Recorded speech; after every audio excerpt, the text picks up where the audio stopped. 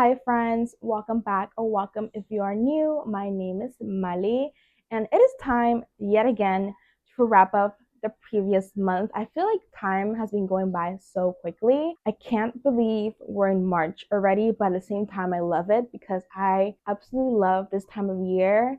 I can really feel the sun is coming in differently in my room. It's a lot brighter.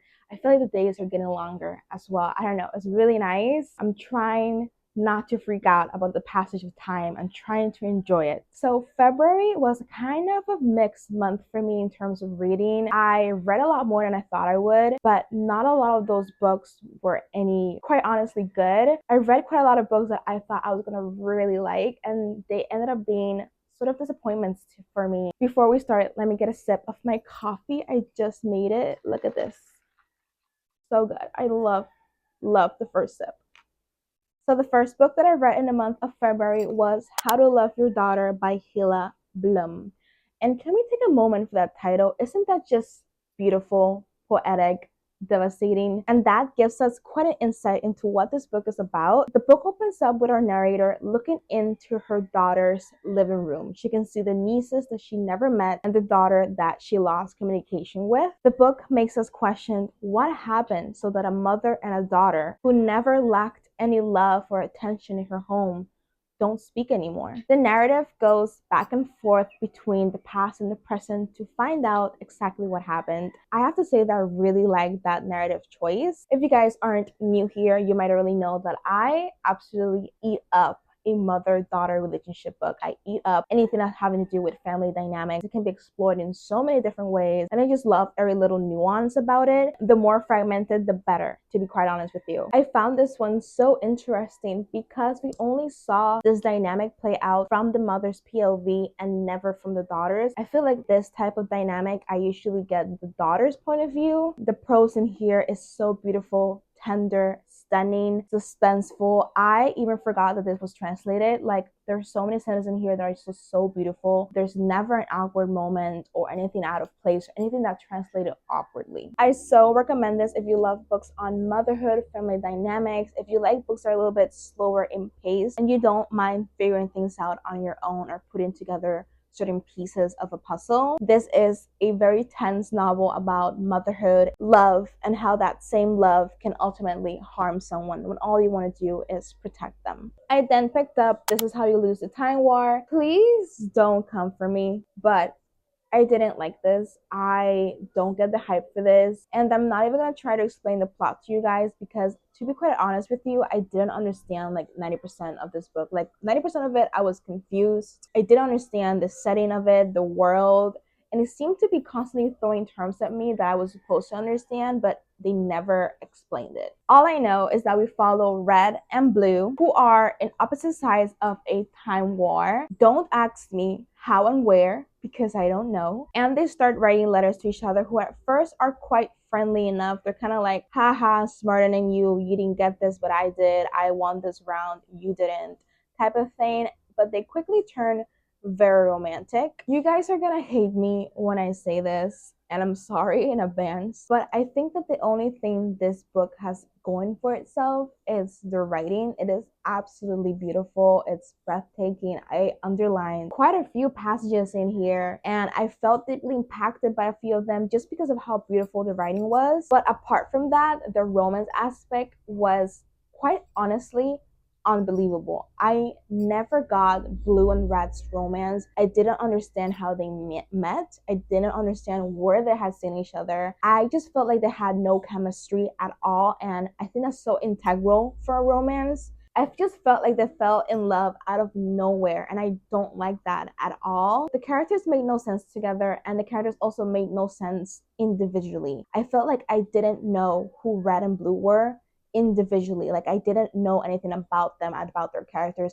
I know we got a little bit of their lore or their backstory or their childhood or whatever, but I didn't understand it. I didn't fucking get it. I still to this day don't understand if they're human or not. I don't feel like they were really constructed or they stood out as characters that you could like potentially aside from their romantic entanglement. Only thing that they did was read and write letters. And to be quite honest with you, I think that's another issue that I didn't like about this book. I don't think I like the letter format. I don't think I like that as a narrative choice. I don't think it's a coincidence that every single time I read a book that it's almost fully constructed of letters that I don't feel connected from the characters. In fact, it makes me feel quite distant from them. Again, I just felt so detached from the characters individually and then together. They never had any type of substance, and I need that. I need that in a character. I need backstory. I need world building, especially for this setting. This is a sci-fi novella. It could have done with so much more world building, with a little things more explained to us. And it was not like a thing of like, oh, the reader will figure it out. No, there's like nothing. There's words and stuff that they make up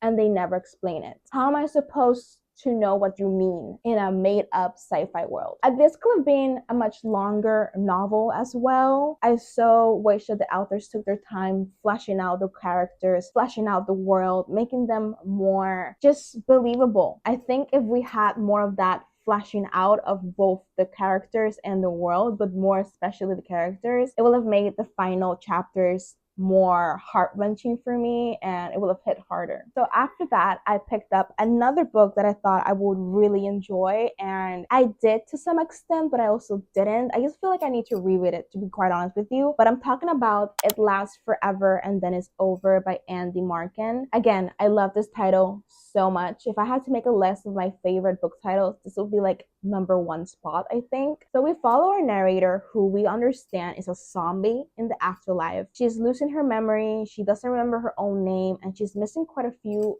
body parts. The only thing she remembers about her time as a human is this relationship that she had, and it was the only time she felt loved and she felt secure and seen and cared for. But she's quickly losing her grip on that as well. She's losing her memories of that very special person. It's such a beautiful book about grief and memory and coming to terms with, losing yourself. I really don't know why I didn't absolutely adore this, why I didn't give it a 5-star. I think I gave it like a 3-star, maybe bordering on 4. On paper, this sounded absolutely perfect for me. This is a very quiet sort of dystopian novel, more introspective, more about the character, and I really love that, especially one that explores grief in the way that it does. Maybe I just wasn't in the mood for it at the time that I read it. I so want to reread this in the future. I did dog-ear quite a few pages of this because, again, the writing was absolutely stunning and so, oh my god, so good. There's a quote in here. Let me see if I can find it. If they cut me into little parts and bury me in separate holes,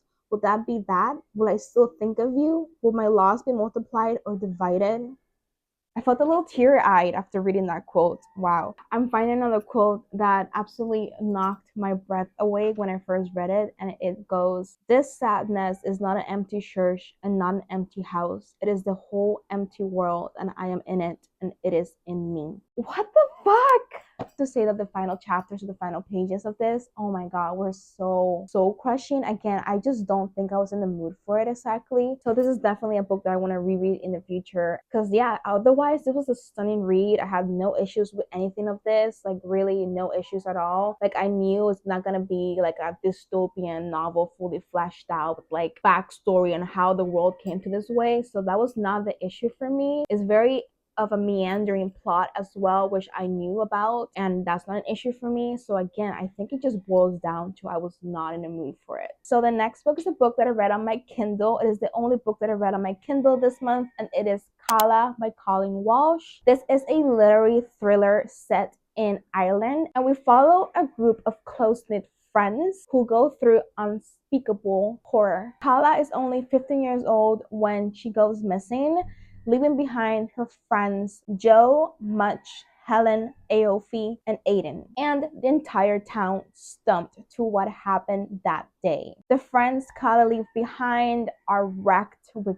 guilt and grief, and each go their own separate ways. Joe, for example, went off to fulfill his dream of being a musician. Helen moved to Canada to become a journalist, and Mush never really left. He stayed behind helping his mom at her cafe. However, some 15 years later, the gang comes back together. They're all in town due to a wedding. When unidentified bones show up in a part of town, the past and the present clash. I personally love a narrative that goes back and forth between the present and the past, and this was done in a way that was never confusing, but in fact extremely compelling. With this narrative style, we get to know a lot about the characters, the traumas they carried up into adulthood, what Kala meant to each and every single one of them, and more importantly, we got to understand what happened that day some 15 years ago when Kala went missing. I think that the only thing that didn't really work for me was the pacing. I found it to be a little slow in some parts, and then it amped up and then it got a little slow again, and then the ending was not rushed per se, but really fast, very quick. It was also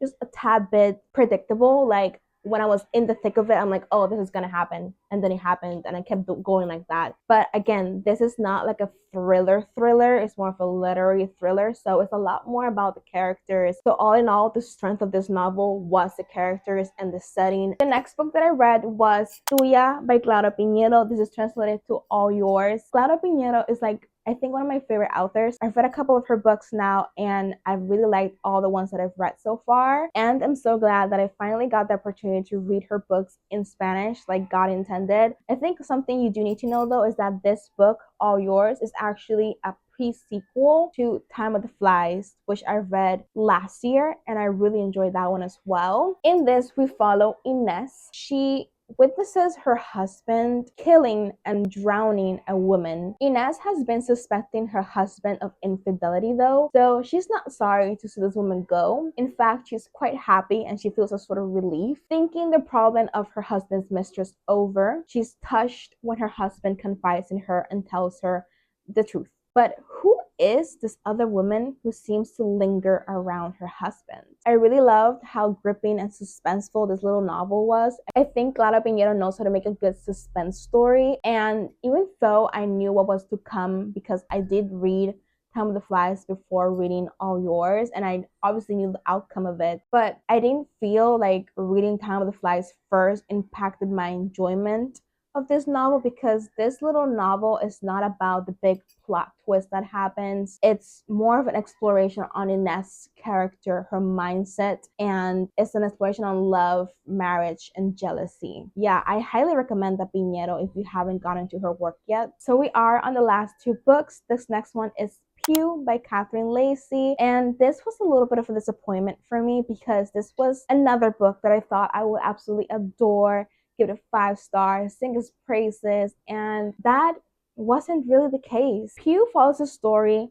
of a town and its good deed with taking in the stranger into their home and into their community. This stranger is neither a man or a woman, neither black or white. There's no identification markers on this person at all, and because Pew is unwilling to talk, the townspeople and us are in the dark about Pew, who got their nickname because they were found sleeping on a church pew. At first, it was really working for me. The first 100 or so pages were so good. Like the first 3 pages alone, just complete passages, is completely underlined. And I know you guys remember this book because I have read you guys the first page or the first paragraph countless times, and it is so good. I think the issue though was how the plot seemed to dim for me. It never really went anywhere, despite there being promise of a big secret or conflict between Pew and the town. And Pew themselves, I really like them as a character. They must be the most ambiguous character in all of history though, because the same way we don't know anything about their gender or their race, we also don't know their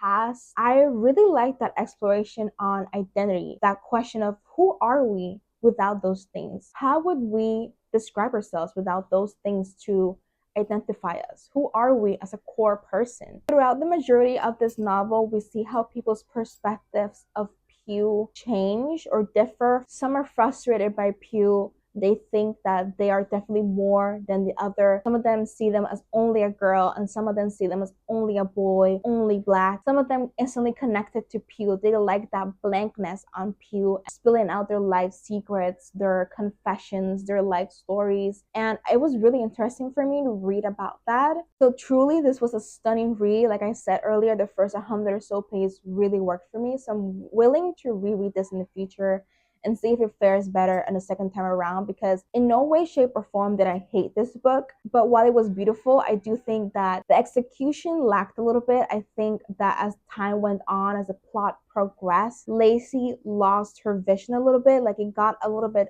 undefined for me. The last book that I read in the month of February was one that, oh my God, was a bit of a work to get through, and I'm talking about Milkman by Anna Burns. And while this was a lot of work to get through, I do think it was worth it at the end. So Milkman follows an unnamed 18-year-old protagonist who's believed by her community to be wrapped up with a very dangerous man known as the Milkman, who's not actually a milkman, but instead a paramilitary. However, true or not, her new social standing is making her stand out when that's the last thing that she wants, especially when being interesting is a risky thing to be in this world that with the constant surveillance by neighbors and renouncers and informers alike. We very quickly get to understand that this is set in Ireland during the Irish Troubles. I particularly really like this because I'm still very new to the Irish literature world, but I really like what I've read so far. So I'm really intrigued by all the literature that comes out from Ireland. I'm really intrigued in the Troubles themselves. I know that I said this in my vlog, but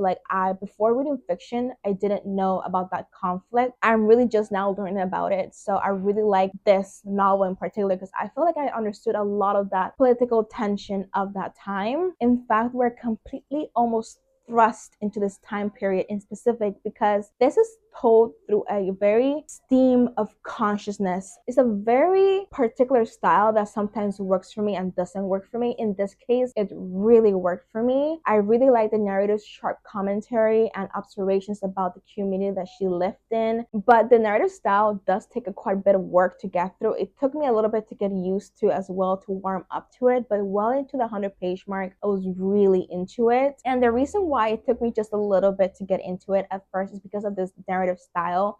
It's so not convoluted, but it goes on for so many pages. One event or one detail will start another train of thought that our narrator will continue to chase for another couple of pages before she got back to her original point or to the original event that sparked this other maze or this labyrinth of words. It was a lot to read, but I liked it in this instance because it was very enthralling. I could not stop reading once I started. It is very winded, it is immersive, and it is not the type of book that you can easily dip in and out of or read other things at the same time. I tried that. Once I started this book, okay, I can't read anything else. I can't.